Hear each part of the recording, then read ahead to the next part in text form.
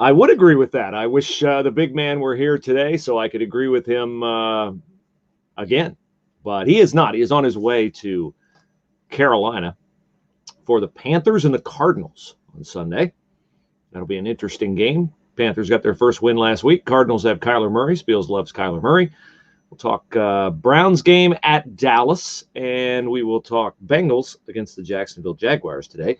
Here on a Friday edition of the Spielman and Hooley We Tackle Life podcast. I'm Bruce Hooley, solo today. And we also have, because Spiels is not here, the opportunity to talk a little baseball. Oh, yes. Very little baseball if you are a Reds or Indians fan. Wow. Nice to get in the playoffs. Not nice to be bounced from the playoffs in 2 games. But that is the fate of our Ohio Major League Baseball teams. Want to say hi to everyone who is watching us live today on Facebook. Very nice to have you guys with us today. Somebody already weighing in on Facebook with a comment, and it is from Rick, who says, "We could not hear the opening quote from Chris." Yes, Rick, you are correct. One-man band, sour note, did not connect the external speaker. Sorry. The opening comment from Mr. Spielman was that same comment as Wednesday, which he said Kevin Stefanski's boringness. Spiel's always on the cutting edge of vocabulary, inventing new words. Kevin Stefanski's boringness, good for the Browns. I think it is good for the Browns. Not sure the game in Dallas is good for the Browns. It's not so much that it's the Cowboys, it's the fact that it's in Dallas. The Browns have lost 7 in a row on the road. So the next step for Baker Mayfield, for this team, for Kevin Stefanski's team, aided by his boringness, is to win a game on the road. I don't know if they can do it. We'll find out on Sunday. The Cowboys are 1-2. The Browns are 2-1. The Cowboys, though, have lost to the Seahawks and the Rams, and there's no disgrace in that. They should be 0-3. They rallied improbably to beat the Atlanta Falcons to get their only win. Here's a depressing number for you, Browns fans, even though now where are we now with Baker Mayfield? Are we positive he's the long-term answer at quarterback? Are we pretty sure he's the long-term answer at quarterback? Are we just hoping he's the long-term answer at quarterback? Or are we thinking, nah, he's probably not the long-term answer at quarterback? That'd be an interesting Twitter poll. Maybe I'll throw that up today on Twitter. I think I would say I'm hoping. I'm somewhere between hoping and pretty sure. Here's why I bring up Baker Mayfield right now. Because Dak Prescott, the Cowboys have, pretty much settled the issue that Dak Prescott is their quarterback going forward. Dak has 44 wins as a Cowboy quarterback. 44 wins. The Browns, having struggled to get to Baker Mayfield, though chasing many quarterbacks in the draft prior to his being taken number 1 overall in 2018.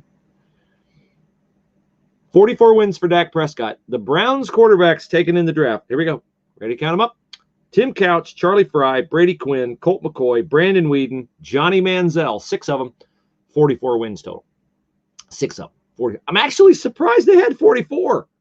I'm actually surprised. Well, Couch was around a long time, and they were a playoff team 1 year Couch was there. So I guess maybe that's where the bulk of the 44 come from. But that just shows you that you do need to have a quarterback if you have any hope of being anything in the National Football League, which is, of course, something that everybody knows, starting with Captain Obvious. So the Browns against the Cowboys Sunday in Dallas. The Bengals have the Jacksonville Jaguars in Cincinnati. The Jags are thought to be the worst team in the NFL, but they have a win, which is more than you can say for the Bengals. Although the Bengals have not been hopelessly out of any game that they have played so far, thanks to Joe Burrow. But they're not going to be able to be competitive thanks to Joe Burrow very much longer if Joe Burrow keeps getting hit like Joe Burrow has been hit so far. Joe Burrow has been hit, is it 40 times? 40, I think. He was sacked 8 times in Philadelphia last week. He is on pace to erase not just the record for, what was it, most passes in a game as a rookie, most completions in a game as a rookie, most completions through 3 games as a rookie. Those are all good. Those are all good Joe Burrow NFL records in the book. The one that you don't want Joe Burrow to be a part of is breaking the record for sacks of a rookie quarterback. And he's on pace to approach David Carr's record of, I think it's 56 sacks. 56? You got to protect your investment, which brings us to the Bengals offensive line. I know it's tough to start your morning with thoughts that are this unpleasant. The Bengals offensive line is really bad, despite Jonah Williams, their left tackle, being everything they thought he would be when they took him out of Alabama in 2019. He didn't play in 2019 because he was hurt, but he's fine. The problem is the right side of the offensive line.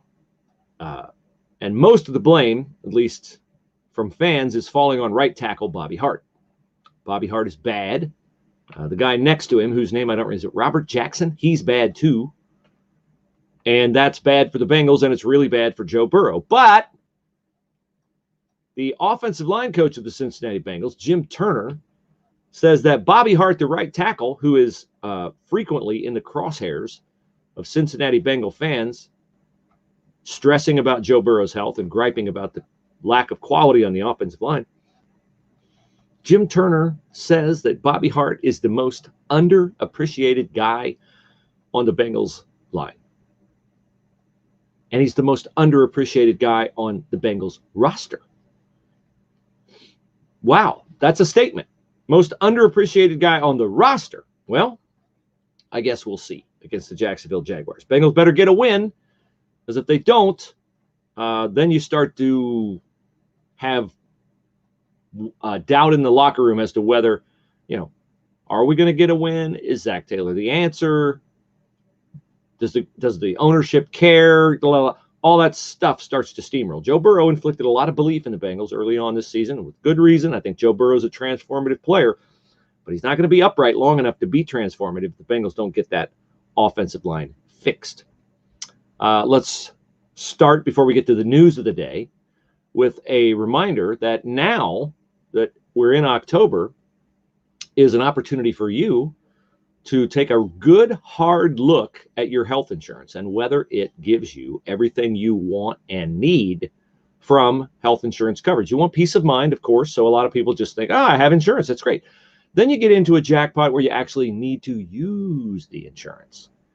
And you find that the doctor you thought you could go to is no longer in your network. And you just assume, well, he's in my network last year, he's always going to be in my network. No, not always. Sometimes these things shift and move, and practices get acquired and changed, and the membership in certain plans changes, and all of a sudden you thought, wait, I've been going to this guy for 10 years. He's not in my plan anymore. And then you're really going to have to pay big time out of pocket.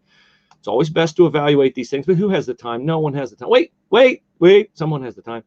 It's auiinfo.com. Chrissy, Steve, all the fine folks. Sure, they're in Akron, but they're licensed throughout the state of Ohio. They're a health insurance brokerage. And at open enrollment time, it is the time to avail yourself of their expertise, because they know all the details on all the plans, where the hospitals are, who the doctors are, why the plans cost what they cost. Some plans are keyed for families with young children. Some plans are keyed for empty nesters. Probably the maternity benefits, not very good if the plan is keyed for somebody in their 40s and their 50s.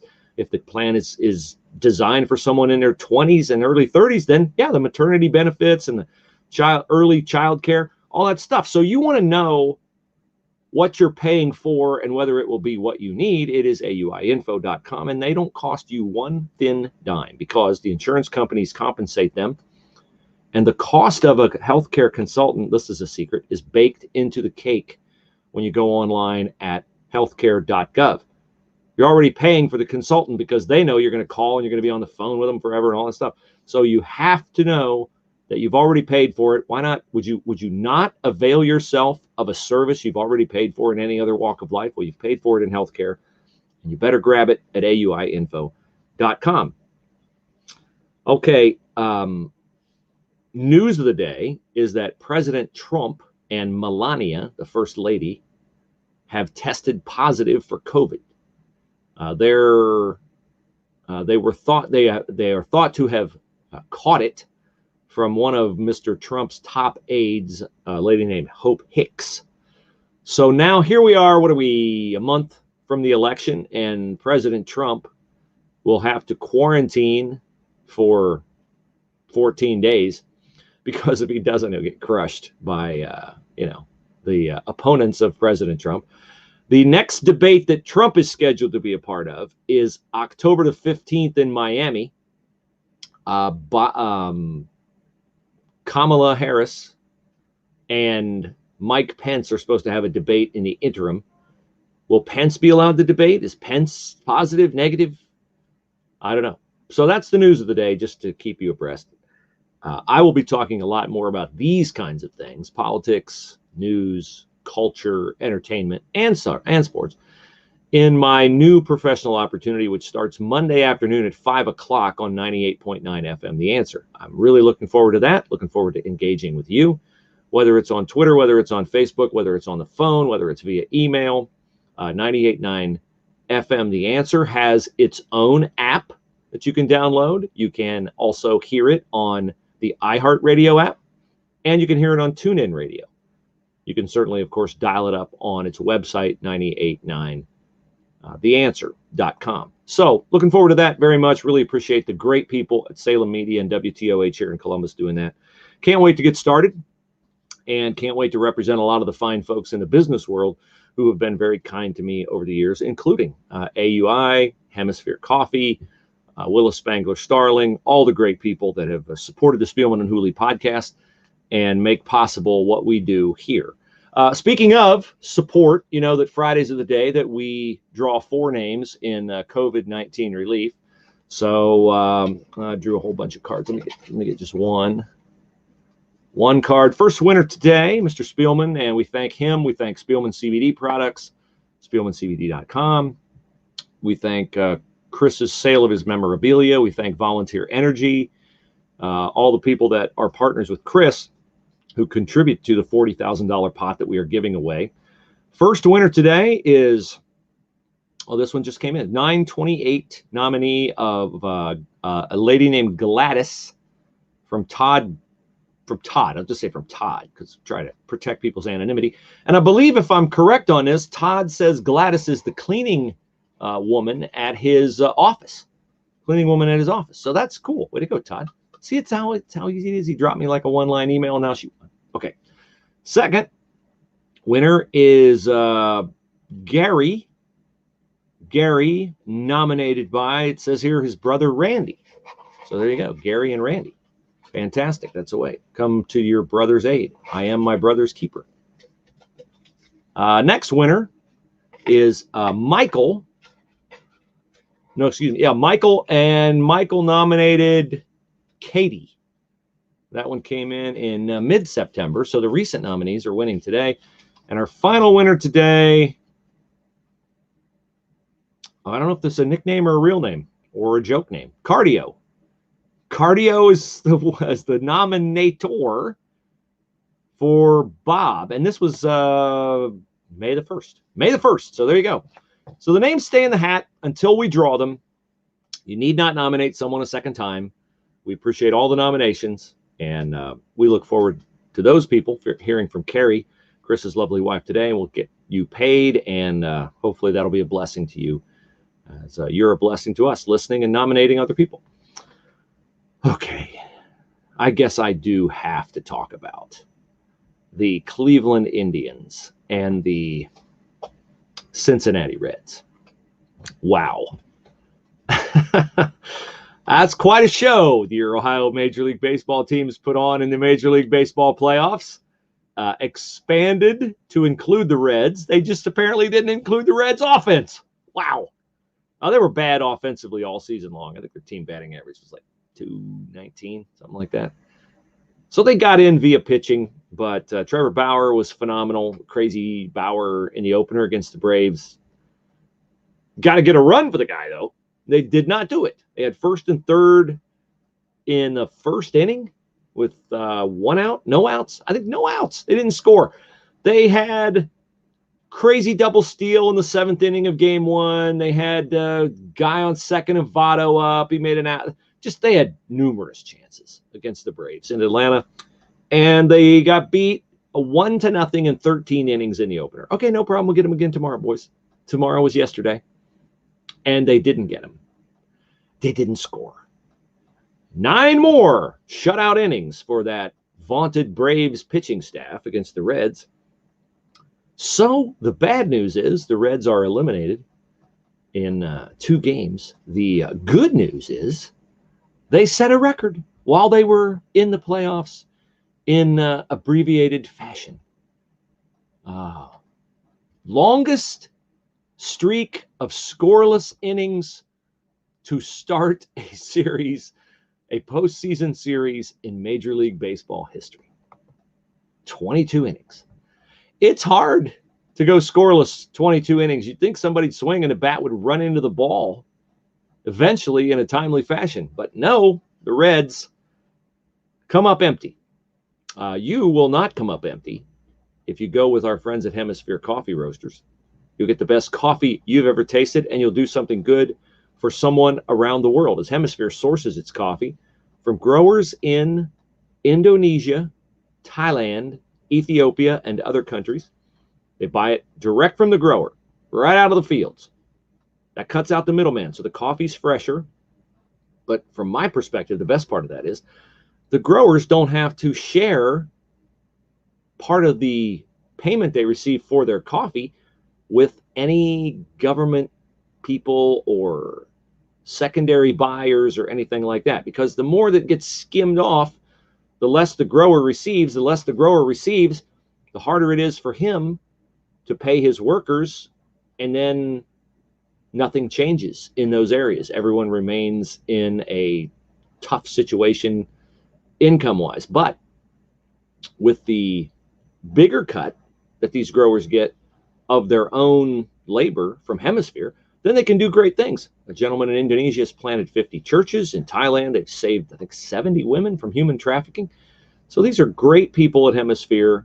They have a ministry mindset, but it is about the coffee because they are discerning buyers, and that's why people love their coffee. House blend, hunter's blend, many different flavors. You can buy it whole bean, roast, K-cups, you name it, they've got it. And it's all, well, I can't vouch for Java Blues. Spiels doesn't like Java Blues, but he loves Hunter's Blend, and he loves House Blend, and he loves everything else he's tried, and it sparked, as you know, the coffee wars in the Spielman household, where Mrs. Spielman tries to acquire all the K-cups that she can, and Chris tries to pirate them away from her, and yet they remain happily married. Hemisphere has not come between them at any juncture of their marriage except the coffee part, which, you know, they can survive that. And you will survive it as well with the great coffee from our friends at Hemisphere Coffee Roasters. And the best part of it is you get 15% off when you use the promo code We Tackle Life in all caps. We Tackle Life. Use it. Save 15% off. Now for the Cleveland Indians. Oh boy. I know the Indians better than I know the Reds. I watched the Indians' second game. Well, I watched them both, actually. Gave up on the first game about 4 pitches in. Now, I know the first game, we had Shane Bieber, the likely AL Cy Young Award winner, on the mound. But he made a unwise, shall I say, I'm trying to be kinder, unwise decision to groove a fastball to Aaron Judge. He had already grooved one to DJ LeMahieu, leading hitter in the American League, who singled. So LeMahieu's on. Second pitch to Judge, leaves the ballpark. It's now 2-0 Yankees. And I thought right there, well, the Yankees have enough runs to win this one. They did not have enough to win this one at that particular point, as the Indians would go on to score 3 runs, but the Yankees didn't stop at 2. They piled up 11 big ones.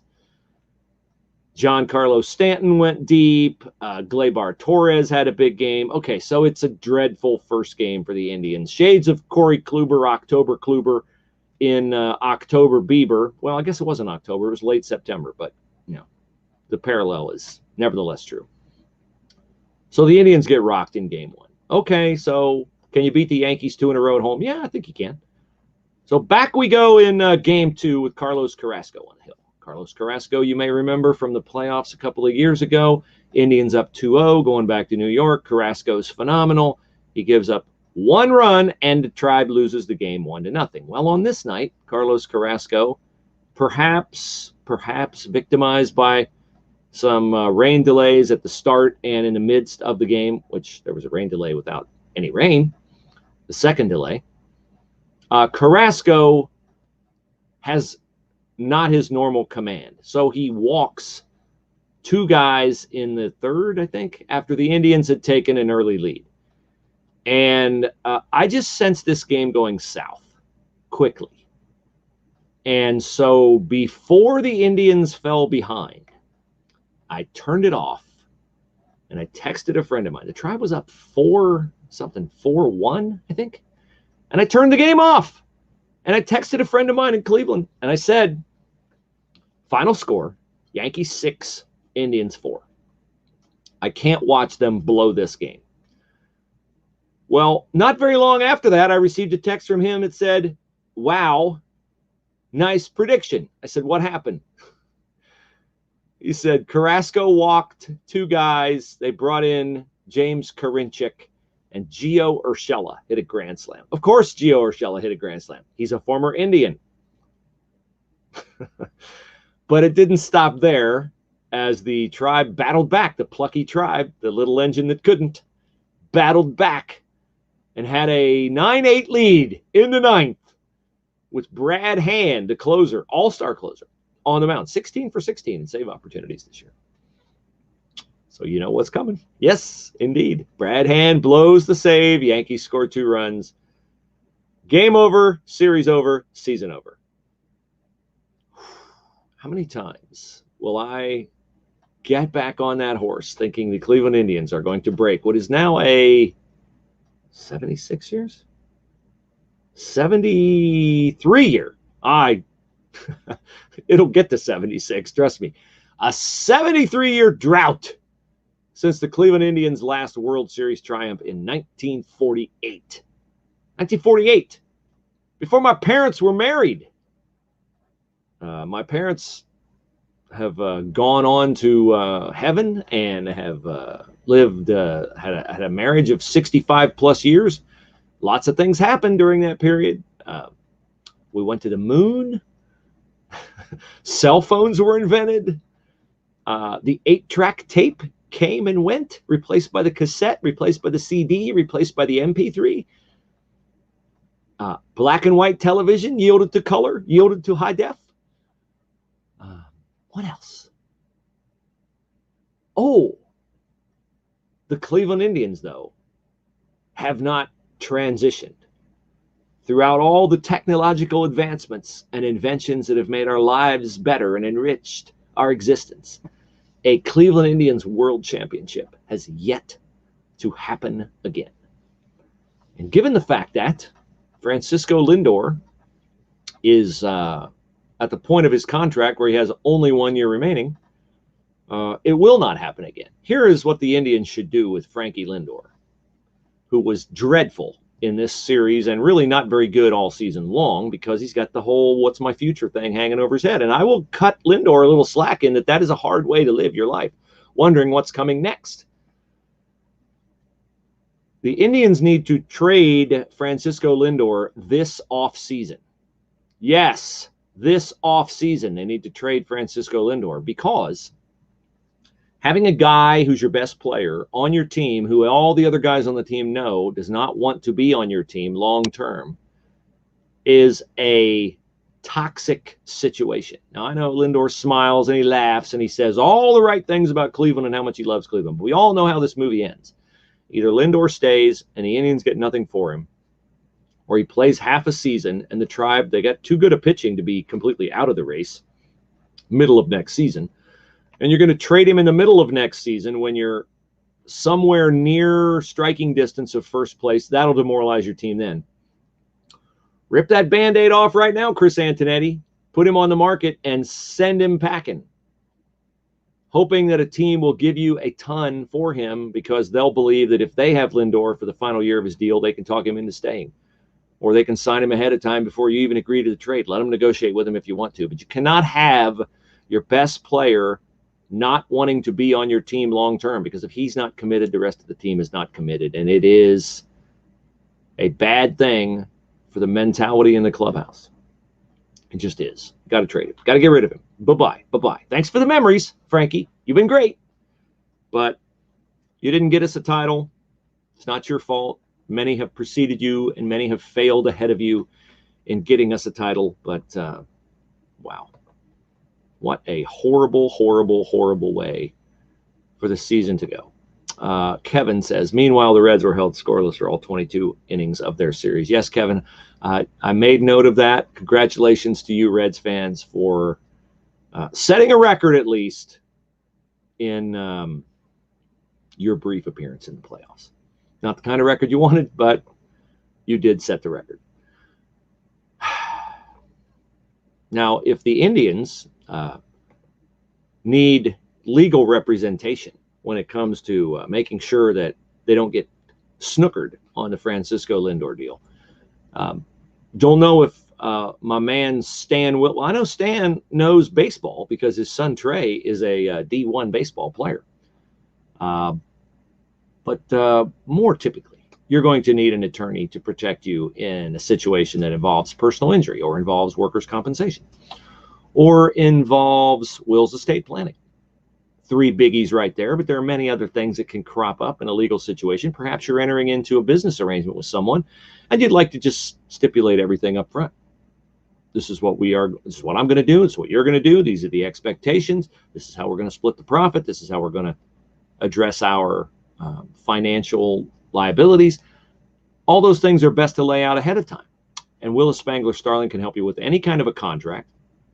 They helped me with mine in this new endeavor that I'm embarking on Monday at 98.9 FM. And they were fantastic in pointing out some things. You ever read a contract and try to figure out the whereases and the why-fors and the thises and the that's? I couldn't do it, so I availed myself of the expertise of Stan and the team at Willis Spangler Starling, and I highly recommend you do the same. They're on Truman Boulevard in Hilliard, very easy to get to. They have a staff of attorneys, all of whom have the utmost integrity, character, and expertise. Willis Spangler Starling. Willis Spangler Starling. Online at willisattorneys.com. Go to their website and read the blog, and you'll learn things about your legal rights that you did not know, and that is totally free. willisattorneys.com. Okay, I thought I would end the podcast today with a faith portion that dovetails with what I do at this juncture of the month.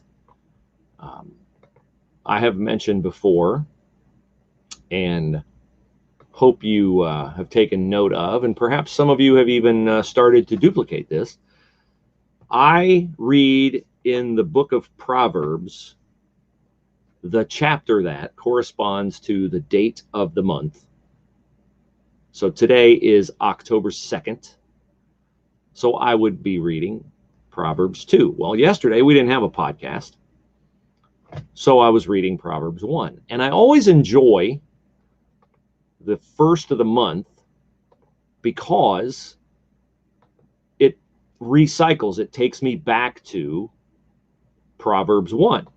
And I start the whole process over again of reading the 30 or 31 on a 31-day month, 30 chapters of Proverbs that I've read.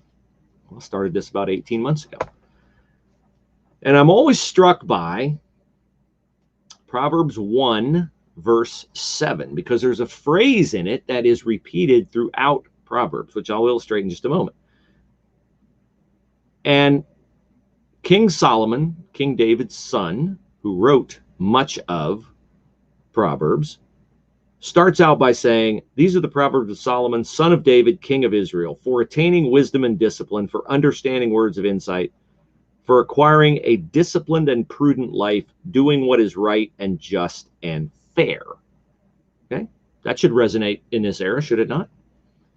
So we get down to verse 7 after he does the little preamble of, here's what I'm going to do. I'm going to write down all these wise sayings because God told my father David that he would use me to build the temple, and that because David was a man after God's own heart, Solomon could ask for anything from God and God would give it to him. And Solomon, of course, instead of asking for power, wealth, prosperity, Solomon asked for wisdom. Wisdom, which if you read Proverbs 8, you'll find that wisdom was the very first thing God created. It says right there, before he separated the seas from the land, before the dust of the earth, before he hung the moon and the stars, wisdom was the first thing he created. So Solomon chose wisely. And in a great equation for us, he put down much of his wisdom in the book, the holy word of God that we can read.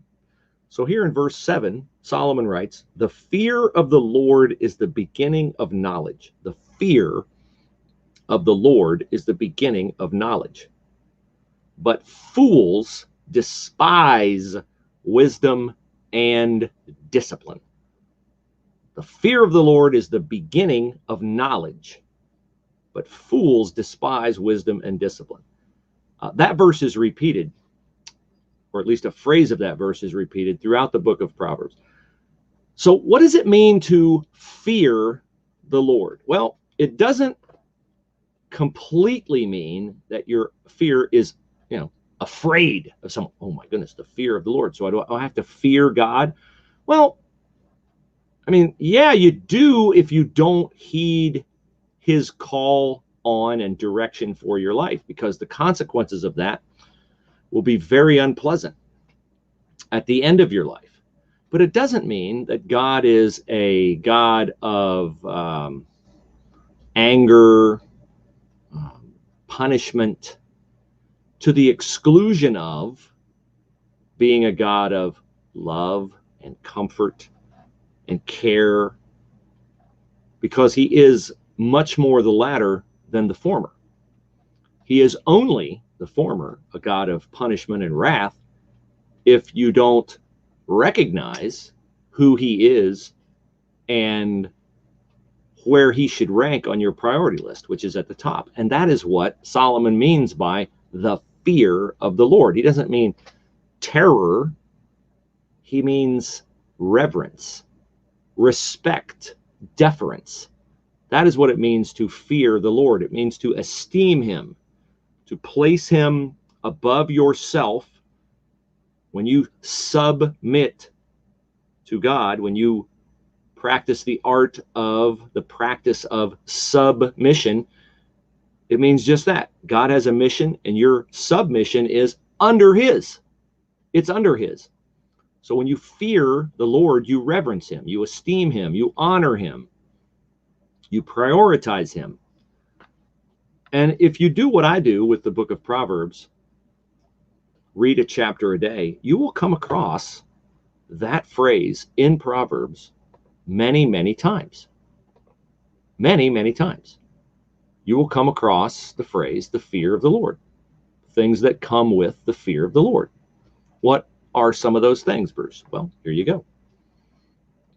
Proverbs 8:13. To fear the Lord, to reverence him, to esteem him, is to hate evil and pride and arrogance and perverse speech. So if you fear the Lord, if you reverence him, you will hate evil, you will hate pride, arrogance, and perverse speech. Proverbs 10:27, the fear of the Lord adds length to your life. Proverbs 14:2, he whose walk is upright fears the Lord. So if you esteem God in your life, you are an upright person. You're a person who has your priorities in order. Proverbs 14:16, a wise man fears the Lord and shuns evil. Proverbs 14:27, the fear of the Lord is a fountain of life, turning a man from the snares of death. And the last one I'll mention, it's not the last time that phrase is mentioned in Proverbs or in the Bible, But Proverbs 15:33 says, the fear of the Lord teaches a man wisdom, and humility comes before honor. The fear of the Lord teaches a man wisdom, and humility comes before honor. I think that's so incredibly wise, which makes sense because Solomon was the wisest man who ever lived. And so that would be my encouragement to you, is to dig into the Word of God, find the wisdom, put into practice the things that the Bible counsels you to do, advises you to do. Because if we go back to the very first word that I read, the fear of the Lord is the beginning of knowledge. Beginning of knowledge. Now, Chris and I have talked a lot about